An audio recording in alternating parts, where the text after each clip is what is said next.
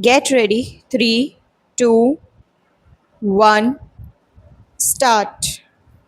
As I read about these experiments, their successes and failures, the groping towards and discovery of truth, and about his prolonged struggle with himself, and how he forged the gem like purity of his personality out of what seemed rather ordinary and unpromising material. In the beginning, I came to see something of the great picture of his development, and to realize that this was no ordinary person. Here was a man who was working on himself as a jeweler works on an uncut diamond. Also, he was extraordinarily introspective and self critical. He judged himself as ruthlessly as I was going to say as others, but I cannot do so because he judged them not ruthlessly but compassionately. So, how shall I put it? While he judged others compassionately, he judged himself as ruthlessly, as if he were a criminal before the bar of his own conscience, of the still small voice which continued to whisper to him all his life till it was strong enough to drown the sound of world noises. Para.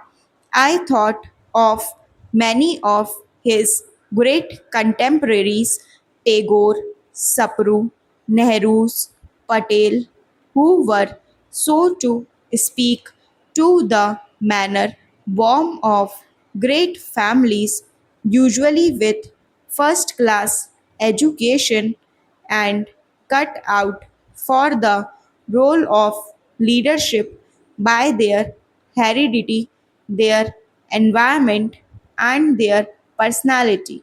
On the other hand, if you look at the early or even middle age photographs of Gandhi, you see Apollo beauty, no charisma, no clearly discernible signs of his destined greatness.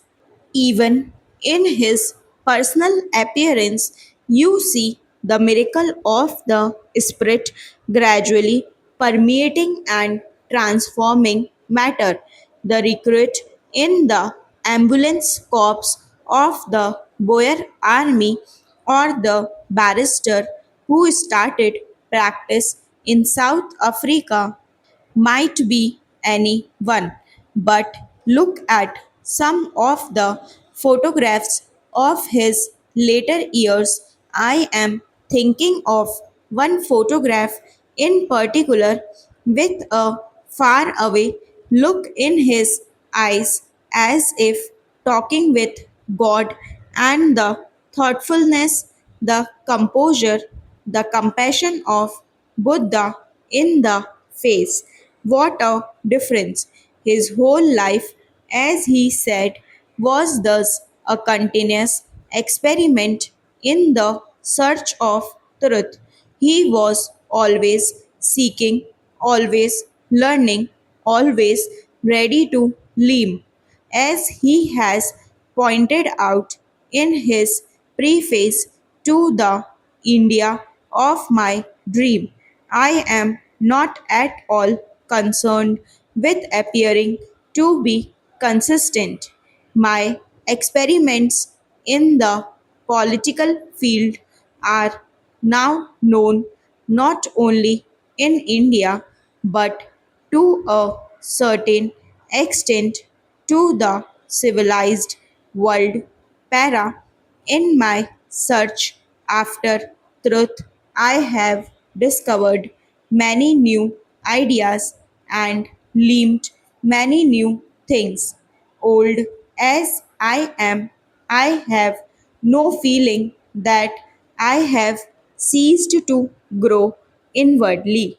So, weighing every step he took in the political as well as in other field in the scale of moral values, he grew not only in mind, which is not so rare, but also in the power of the Spirit working out an amazing harmony in what are usually considered discordant elements in most men's personality.